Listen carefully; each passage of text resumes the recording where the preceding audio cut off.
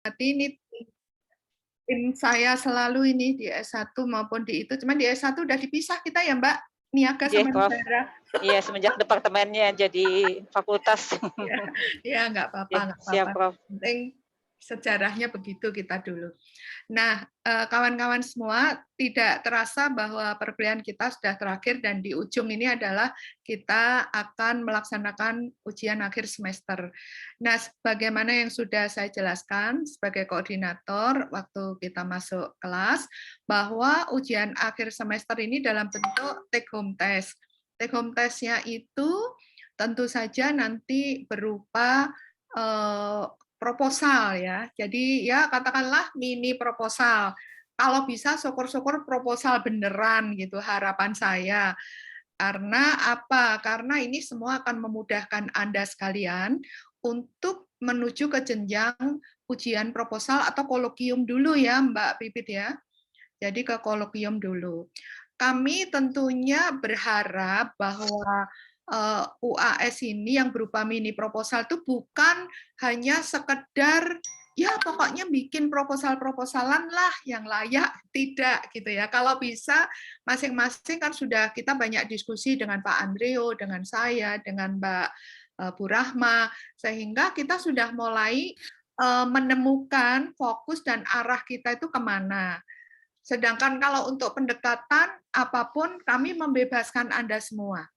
Jadi dalam hal ini tidak mengikat, jadi tidak harus Anda pakai kuantitatif, tidak harus pakai sistem dinamik, tidak harus pakai kualitatif atau post positivis, atau tidak harus pakai SSM.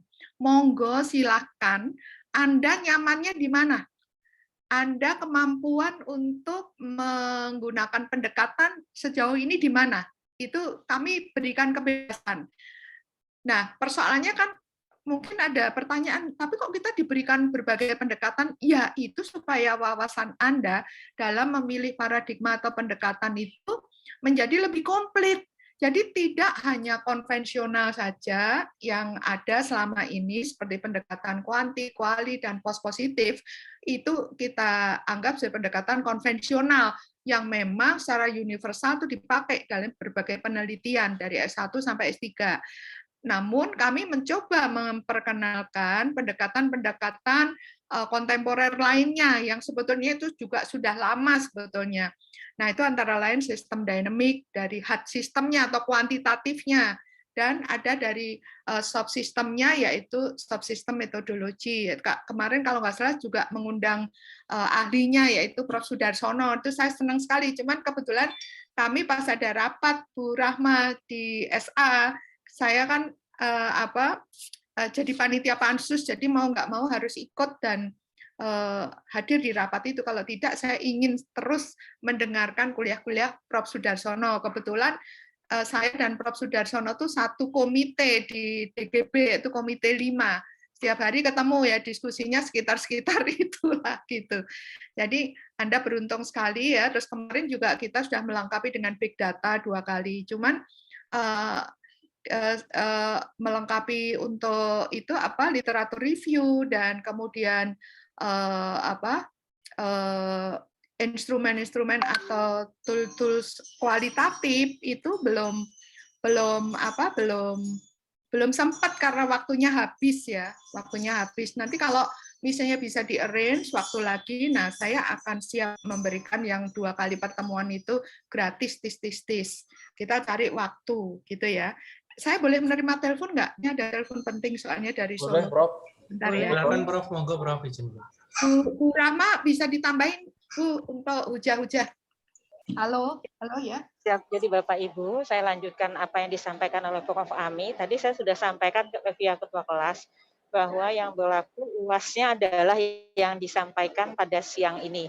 Itu kami lakukan untuk mengakomodasi limitasi yang dimiliki oleh Bapak Ibu, juga permintaan-permintaan, bisikan-bisikan yang tidak pernah sebenarnya disampaikan ke saya secara formal, secara resmi oleh ketua kelas, tapi sesuai dengan prinsip SSM kan feeling about real world ya. Jadi feeling tentang dunia nyata tuh saya pahami. Nah, Justru saya berharap bahwa pertemuan kita yang baru beberapa saat itu bukannya adalah pertemuan yang terakhir, namun baik Prof. Ami maupun saya membuka kemungkinan untuk melakukan diskusi-diskusi, termasuk dalam konteks ini adalah apabila Bapak Ibu ingin menjajal kemampuan dalam mempublikasikan artikel di jurnal ilmiah. Mulai Sinta dulu, Sinta 5, 4, kemudian 3, 2, 1 baru fokus, karena seseorang itu pintar berlari itu dimulai dari belajar merangkak, kemudian berjalan, baru kemudian bisa berlari.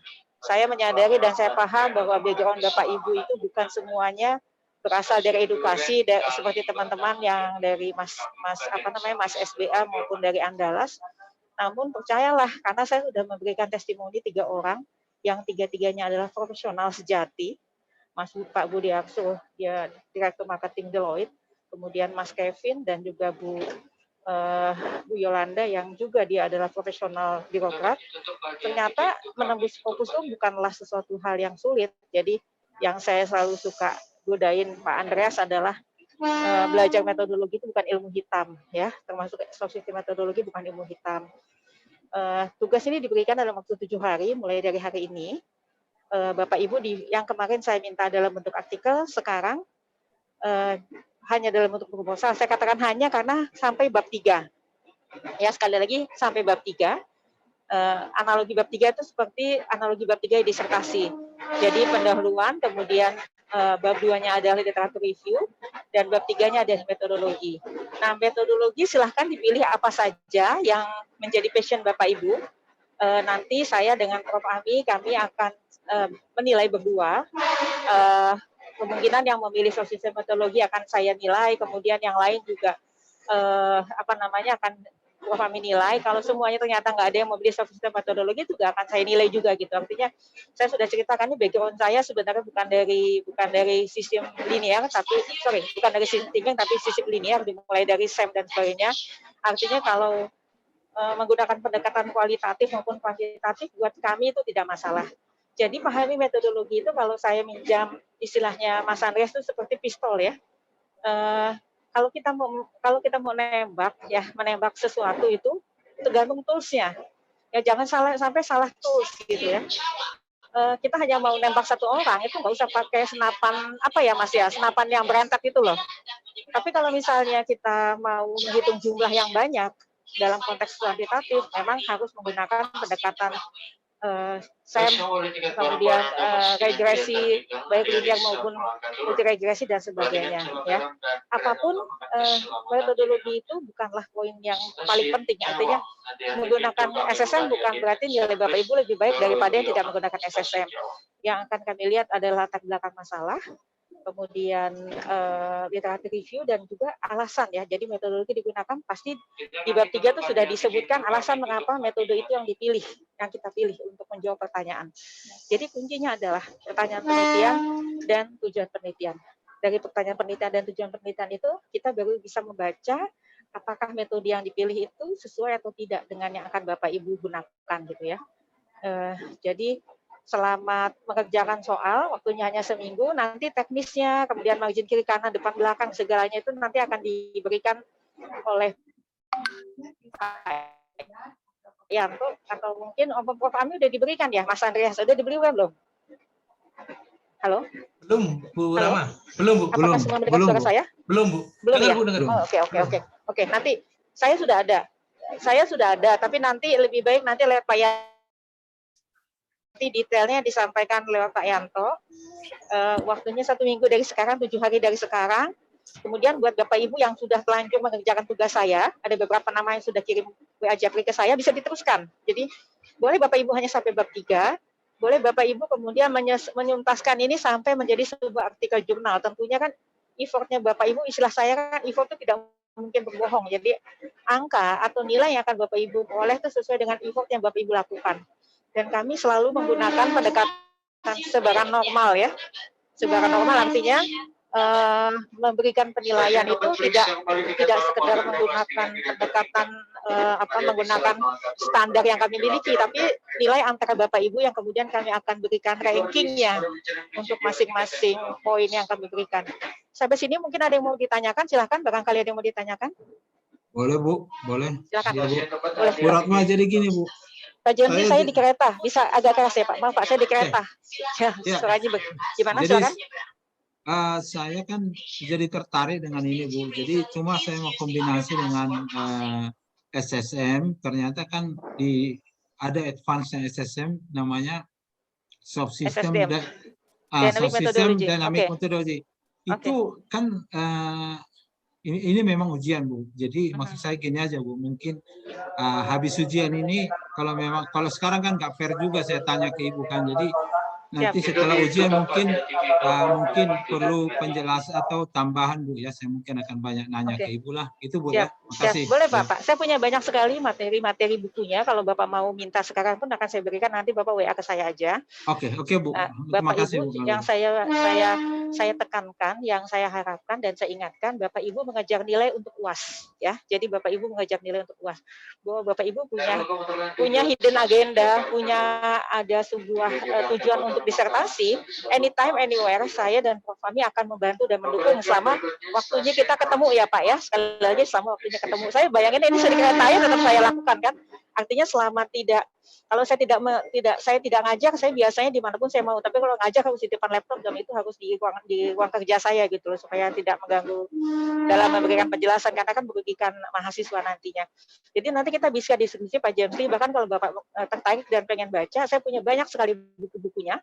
Ya, itu dia ahlinya lagi, dan saran saya yang mau SSDM, sistem dinamik itu di tahap 2 dan di tahap 5, tidak di tahap 3 dan tahap 4. Alasannya kenapa? Bapak Ibu sudah tahu ya, sistem thinking itu kan ada di kepalanya manusia, bukan ada di mesin gitu loh. Terima kasih Pak Jamsi atas supportnya. Ada lagi silahkan. Pak Andreas. Ya, kalau tidak ada, saya mau share soalnya ya. Siap, Prof. Ya, Silakan, saya mau Prof. share soalnya untuk sekedar menjelaskan saja. Nanti soal akan kami share di WAG kita ya.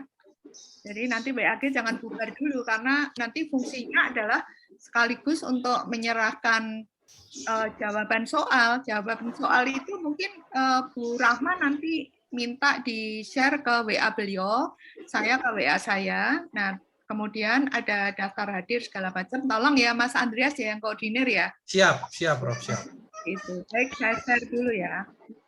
Izin Prof sambil men-share usul Prof. Nanti Mas Andreas mohon buat G Drive ya, Google Drive. Yang linknya saya dan Prof. Kami diberikan ya Mas Andreas ya. Siap, Bu Rahma, siap. Nanti akan kami bikinkan untuk pasti diberikan Google Drive. Ya, kemarin yang UTS juga. Nah, Jatinegara Cakung Keranji Bekasi. Nah, ini ya teman-teman soalnya. Semester genap bener ya?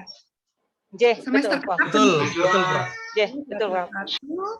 Take home test, waktu pembagian soal hari ini Rabu 23 Juni, diserahkan nanti Rabu 30 Juni ya, jadi 7 hari setelah soal dibagikan. Jadi cukup waktu menurut saya kalau Anda sekalian mau menulis proposal ya. Jadi sebuah proposal penelitian yang sistematikanya adalah ada halaman judul, kemudian yang kedua bab 1 pendahuluan. Di bab 1 ini kontennya jangan lupa ya, ada latar belakang masalah dan pokok permasalahan yang berisi atau mengandung factual problem, conceptual problem, pertanyaan penelitian, dan tujuan penelitian. Itu yang terpenting. Kalau sistematika tulisan dan lain-lain itu nggak begitu penting ya. Mungkin tambah satu lagi adalah urgensi ya dari penelitian ini apa. Kemudian di bab 2 ada kerangka teori, itu terdiri dari 2 subbab, yaitu tinjauan pustaka. Tinjauan pustaka itu adalah semacam literatur review.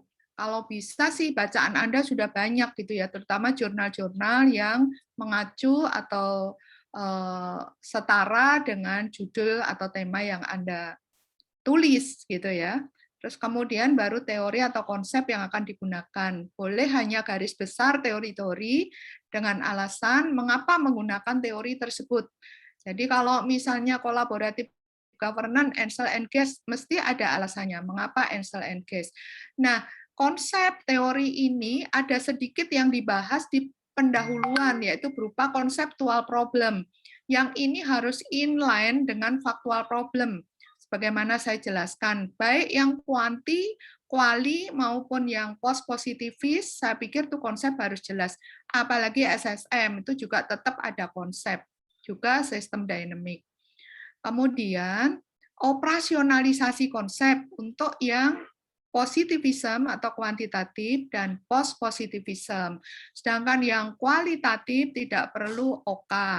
Untuk yang SSM nanti didiskusikan dengan Ibu Rahma apakah perlu OK atau tidak. Saya rasa juga tidak ya. Karena step-stepnya SSM itu sangat jelas. Tentunya kalau step SSM hanya sampai kepada step 6 atau 5 ya Bu Rahma ya. Jadi tidak sampai ke step melakukan atau mengimplementasikan daripada SSM itu. Terus kemudian bab 3 metode penelitian itu berisi paradigma yang digunakan, alasannya menggunakan paradigma atau memilih paradigma, kemudian lokus penelitian itu hanya untuk kualitatif dan post positivis. Kalau untuk kuantitatif itu populasi atau sampel. Kalau untuk SSM tentu adalah batas-batas daripada SSM itu sendiri. Kalau di saya waktu itu kesepakatan adalah dengan Bu Rahma adalah gambaran daripada rich picture permasalahan atau apa Mbak istilahnya analisa 1 2 3 Bu. Pak James yang jago itu Bu, analisa 1 2 3. Enggak ada istilahnya, Conceptual sendiri. model? Aduh, saya mau Conceptual model bukan? conceptual model. Systematically desirable, constantly visible? Ya, jadi situasi yang khasnya itu loh, human activity systemnya itu yang harus ada di latar belakang masalah atau di metode dijelaskan. Jadi sejauh mana batas-batasnya. Ya, kemudian teknik pengumpulan data, kisi-kisi data untuk kualitatif, kemudian teknik pengolahan data, teknik analisis data. Boleh menggunakan pendekatan semua yang sudah kita ajarkan, pilih salah satu. Apakah yang konvensional, tadi sudah saya katakan, kuantitatif, kualitatif, post-positivis, atau sistem dinamik, SD, atau subsistem metodologi. Ya, silakan. Silakan, aduh ini ganggu banget nih. Dari Solo, saya ini lagi ada urusan di Solo. Kemudian, teknik penulisan itu diketik rapi dengan fonts Time New Roman 12, spasi 1,5, margin 33, dengan penomoran halaman. Jangan lupa daftar pustaka, referensi, jumlah halaman minimal 10 halaman. Minimal 10 halaman, kemudian jawaban diserahkan Rabu 30 Juni 21, 7 hari setelah soal diberikan. Ya, jadi via koordinasi dengan ketua kelas, via Google Doc, disertai presensi kehadiran. Nah, itu penjelasan singkat tentang bahan UAS Anda semua. Jadi cukup waktu 7 hari. Demikian Bu Rahma, apakah dan teman-teman lain, apakah ada pertanyaan? Izin Prof, tambahan dari saya boleh Prof? Boleh, silakan. Bapak Ibu jangan lupa, Bapak Ibu menggunakan literatur review dengan Mendeley ya. Dengan Mendeley itu akan memudahkan kita untuk track literatur review yang Bapak Ibu gunakan.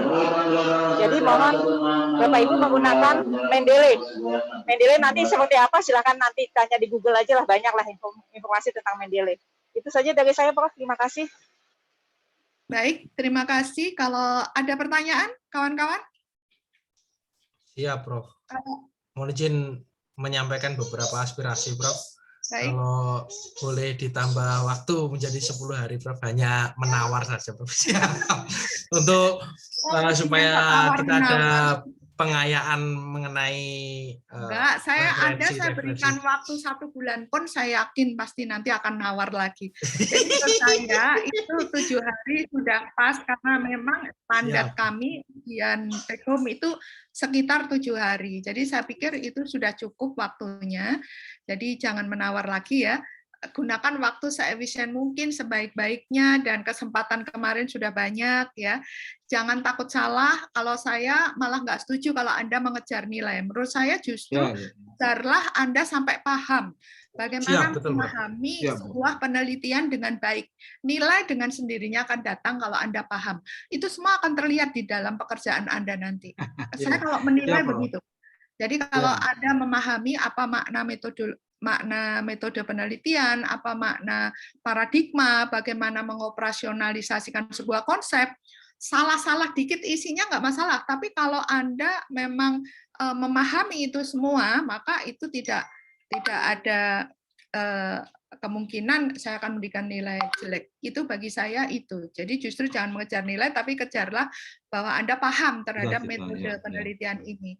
Karena dengan memahami metode penelitian, saya yakin Anda akan mampu menghasilkan suatu hasil penelitian yang lebih layak, lebih bagus. Kalau membaca jurnal-jurnal, pilihlah jurnal-jurnal yang bagus. Tidak semua jurnal di Scopus itu bagus. Jadi pilihlah jurnal-jurnal yang baik Scopus maupun non Scopus yang itu bagus tulisannya, ya Anda mudah mengerti, ya. Nah itu saya yakin pasti akan memberikan pengayaan lebih banyak. Diskusi juga penting, ya. Kalau Anda membutuhkan sekali diskusi, kan ini pembimbingnya sudah dibagi semua, ya. Ya, Prof. Sudah, Prof. Oke, yang dapat saya siapa nih? Pak Azri, Prof. Saya, Prof. Azri. Oh, Pak Azri ya. Oke, Ya, yang Prof. dapat Bu Rahma ada? Nggak ada, Prof. Nggak ada. Oh, ya udah nanti bisa diskusi. Kita membimbing atau sebagai promotor atau tidak, fungsi kita tetap boleh membantu. Oke. Jadi siapa yang mau datang kepada dosen silahkan. Saya pun juga kalau ada waktu pasti saya layani. Saya bisa diskusi ya dengan Anda semua. Ya. Boleh, Prof. Ya, boleh. Enggak, hanya reconfirm aja, Prof. Itu tanggal hari Rabunya itu jam 24.00, Prof ya. Itu oh iya, hanya betul. Oke, Ya. terima kasih, Prof. Terima kasih. Silakan. Ya, jam 24.00 saya tongkrongin, saya tidur nanti juga. Prof, izin Prof. Ya, Prof, monggo. izin Prof. Ya, silakan. Terima kasih Prof, luar biasa materi dari awal sampai akhir ini saya merasakan refresh dari otak ini menjadi penuh Prof gitu ya. Dan Bu Rahma juga luar biasa materi SSM-nya membawa kita pada sebuah paradigma baru terkait dengan kemajuan metode penelitian yang ada di dunia pendidikan. Prof, mohon izin Prof, satu saja Prof pertanyaan dari saya. Karena memang dari awal mungkin saya nggak tahu teman-teman ya, tapi saya sudah berusaha untuk membuat proposal secara utuh gitu, yang memang saya sudah siapkan semenjak sebelum metode penelitian dan ditambah lagi pada saat kami sudah mendapatkan mata kuliah metode penelitian ini. Kalau saya inginnya sih sebenarnya saya ya Prof ya, bukan teman-teman gitu. Saya ingin menyerahkan proposal saya secara utuh, Prof, dan itu mohon diberikan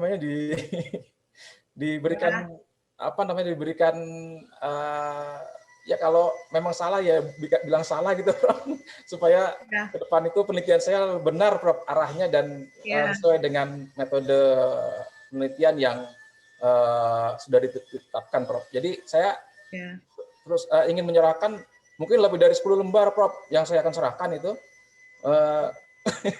Ya, kalau proposal lebih dari 10 lembar. Betul, Prof. Betul. Mudah-mudahan sih saya inginnya cepat, saya Prof, gitu karena saya biaya sendiri, Prof. Jadi Begini, Pak. Ya, saya sudah bisa nangkap maksud Bapak, tapi kan kita mengikuti aturan main ya. Jadi aturan main kita seperti itu. Bapak jangan buru-buru, jangan merasa sangat percaya diri, tapi coba diplototin sekali lagi, dilihat sekali lagi sampai matang ya Pak ya.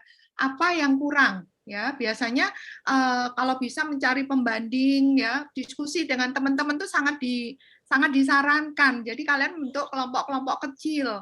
Misalnya kalau yang ini di bisnis, kayak Pak Satrio Budi dengan teman-teman di bisnis lain. Nah, itu bisa saling tukar pikiran, saling menginformasikan. Ini pendekatannya cocok apa, ini bagaimana nanti teknik ininya, sampai sistematika penulisan, dan lain-lain itu semua bisa didiskusikan. Paradigma juga. Ketimbang bekerja sendiri. Ini resep aja dulu saya. Waktu ujian S2, S3 juga begitu, kami berkelompok. Kalau bekerja sendiri itu kayak orang gila, Pak, ketawa-ketawa sendiri. Kita nanti sudah itu kita buang lagi, kita delete gitu kan. Tapi kalau kita punya teman diskusi, apalagi nanti ada dosen yang Anda percayai bisa memberikan penjelasan, misalnya kalau SSM ya nempel ke Bu Rahma gitu kan. Nah, itu kan bisa, kalau SD ya nempel ke Pak Wahyudi. Jadi semuanya bisa dimungkinkan bisa menjadi perfect, lebih optimal ya. Kalau perfect tidak, tapi akan optimal. Jangan buru-buru, santai saja ya. Pokoknya nyerahkan sekarang atau 7 hari lagi itu nilainya podo wae, kalau jelek ya jelek gitu. Mungkin Prof, saya ingin menyerahkan nanti 7 hari lagi, Prof. Ya, kalau bisa ditambah waktunya, Prof. 7 hari, dalam 7 hari itu tidak tinggal diam, tapi Anda sekali lagi melihat lagi, mereview lagi, ya tulisan Anda itu sudah benar nggak, sampai typo, terus kata, kalimat dan sebagainya, cara mengutip dan sebagainya itu dicermati. Semakin kita lama mencermati, memahami, semakin bagus saya rasa ya. Baik, Prof. Terima kasih ya, Pak. Ya, baik. Ya, ada lagi? Prof, izin Prof. Ya, silakan Pak Rusli. Ya, Prof, kan di luar penugasan akhir semester Ibu, yang mengenai ada materi itu ya, Prof. Kan waktu itu Prof bilang mau diagendakan ya. Nah, terus mungkin yang Bu Rahma juga kita ingin diskusi lagi yang untuk mendapatkan pemahaman yang lebih baik lagi, Prof. Gitu. Ya. Nanti bulan waktunya diatur belakangan ya, Prof. Setelah ujian ini atau dalam masa? Boleh. Nanti tentang literatur review ya, dengan DNA, SNE, dan lain-lain. Nanti tools-nya saya akan koordinasi dengan teman-teman dan nanti kita berikan untuk membantu Anda semua untuk pengayaan ke depan. Yang penting sekarang mini proposalnya jadi dulu. Jadi kuncinya, clue-nya itu adalah faktual problem, konseptual problem, dan latar belakang masalah itu harus benar dulu. Kalau itu benar, nah nanti kalau SSM ya gambaran rich picture-nya itu sudah tergambar. Dia ada khasnya, tidak ada human activity system enggak? Kan namanya human activity system. Jadi bukan sistem yang besar, bukan variabel-variabel, tapi adalah ada di otak manusia tadi karena system thinking. Ya, jadi di situ yang paling penting kalau SSM. Kalau sistem dynamic, nah itu urusannya dengan variabel-variabel besar, sistem besar. Jadi bertolak belakang dengan SSM. Jadi di situ bedanya. Jadi nanti kalau Anda sudah menemukan itu seperti apa, baru nanti kita giring ke arah pendekatannya apa. Semua bebas menentukan. Dosen tidak boleh mengarahkan. Ya, mungkin akan dipertimbangkan kalau kemampuan Anda tidak cukup dalam menggunakan pendekatan itu. Banyak yang menggunakan pendekatan kuantitatif, tiba-tiba di tengah jalan nggak bunyi sama sekali gitu ya. Itu banyak terjadi seperti itu, sehingga kita mengarahkan karena waktunya sudah tinggal sedikit, kita mengarahkan kenapa nggak balik arah saja, misalnya menggunakan post positivis atau apa misalnya. Bukan berarti post positivis atau kualitatif lebih gampang, itu juga susah gitu ya. Atau orang mau menggunakan sistem dinamik, ternyata di tengah jalan ya cuman gitu-gitu, nggak maju ya, nggak bisa memahami secara baik bekerjanya sistem itu, sehingga ya nanti pembimbing akan berhak mengarahkan. Itu pun kalau Anda setuju, kalau tidak ya paling-paling sampai akhir Anda nggak dapat kemajuan. Nah ini kan kalau kayak gini sayang. Jadi perlu kita mengevaluasi kemampuan diri kita. Kalau keinginan menggunakan pendekatan itu memang sangat menggebu-gebu. Biasanya kalau ada barang baru kita ingin ya, tetapi sekali lagi tolong itu dipahami dengan baik. Ya, jadi nanti semua pendekatan itu harus dipahami dengan baik. Itu saja pesan saya. Izin sedikit lagi, Prof. Ami, boleh Bu? Ya, silakan.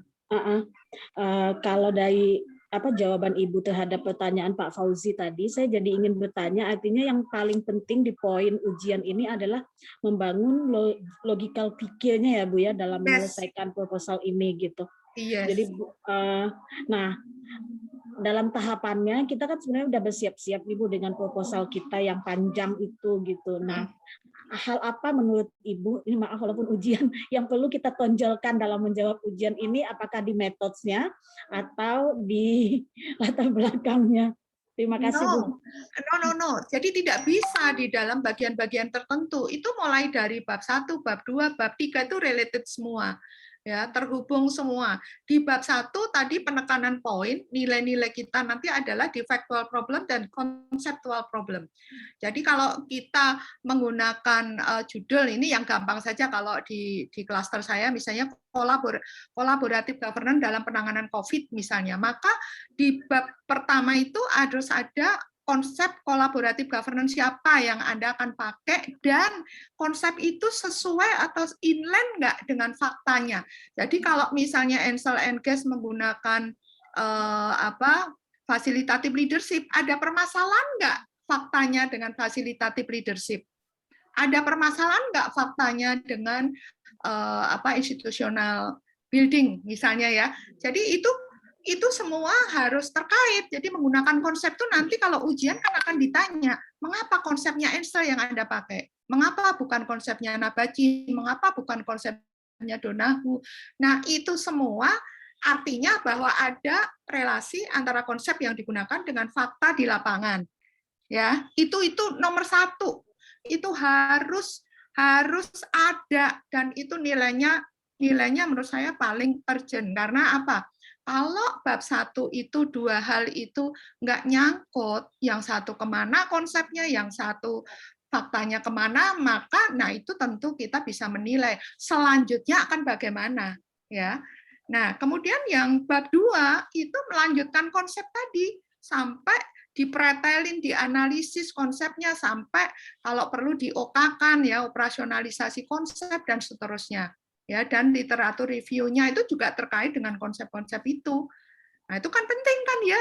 Nah, terus kemudian nanti di bab 3 metode penelitian itu ibarat pisau bedahnya.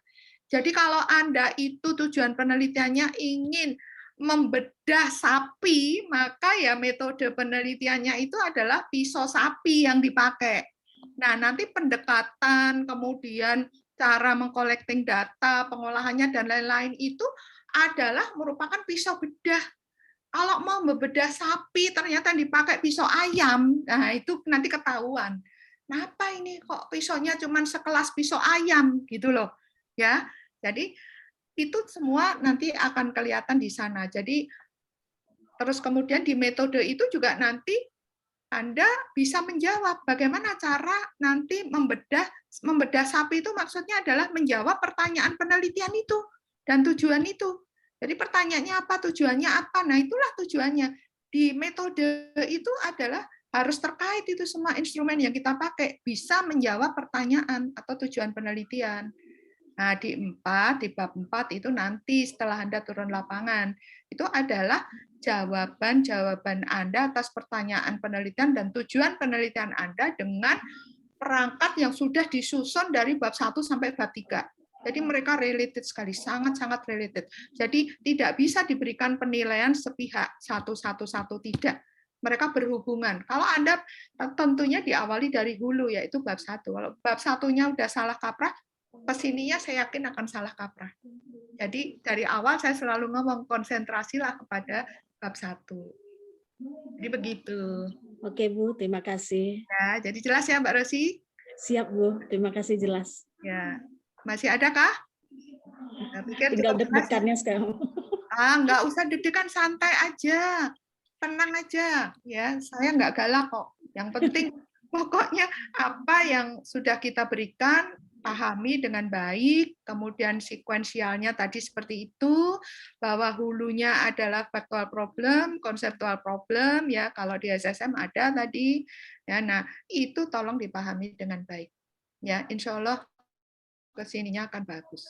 Ya, saya ikut mendoakan kawan-kawan semua berhasil dalam studi, semua syukur-syukur bisa lulus bareng, jangan ada yang ketinggalan. Amin, amin. Terima kasih. Amin, Prof. Amin. Terima kasih, Prof. Ya. Ya, baik. Kalau ada apa-apa, silakan hubungi saya. Ya, pokoknya kalau saya ada waktu, saya siap bantu dimanapun. Bu Rahma juga demikian. Pak Wahyudi juga demikian. Ya, baik. Nanti nilainya adalah nilai UTS dan tugas dari Pak Wahyudi, kemudian nilai UAS dari saya dan Bu Rahma. Jadi kami akan share nilainya, kan nilai tugas itu kalau nggak salah 25, terus kemudian UTS 35, jadi udah 60, nilai UAS 40%, itu nanti kita berdua yang memberikan. Kita bagi dua ya, Bu Rahma? Ya, gitu ya? Ya, Prof. Ya, baik. Terima kasih, Prof. Ya. Baik, kalau sudah tidak ada, nanti segera akan saya kirim ke WAG soal tadi ya, untuk segera dipelototin dulu, kemudian renung dulu, berdoa dulu. Make it easy ya, pokoknya jangan terlalu tegang ya. Anggap aja ya, namanya asiknya orang sekolah kayak gini. Nanti kalau udah lulus di wisuda, Anda langsung bebannya hilang. Santai, terus lihat saya sama Bu Rahma dilewatin aja. Enggak, Prof. Enggak, Prof. Masa itu. Oke, baik. Terima kasih kawan-kawan semua. Terima kasih Bu Rahma kehadirannya. Jadi sebentar akan saya kirim ke WAG soalnya. Ya. Wassalamualaikum warahmatullahi wabarakatuh. Selamat sore. Terima kasih, Prof. Terima kasih, Prof. Terima kasih, Bu Rahma. Terima kasih, Bu Rahma. Terima kasih, Bu Rahma. Terima kasih ya. Baik. Pamit ya. Pamit ya. Ya, terima kasih.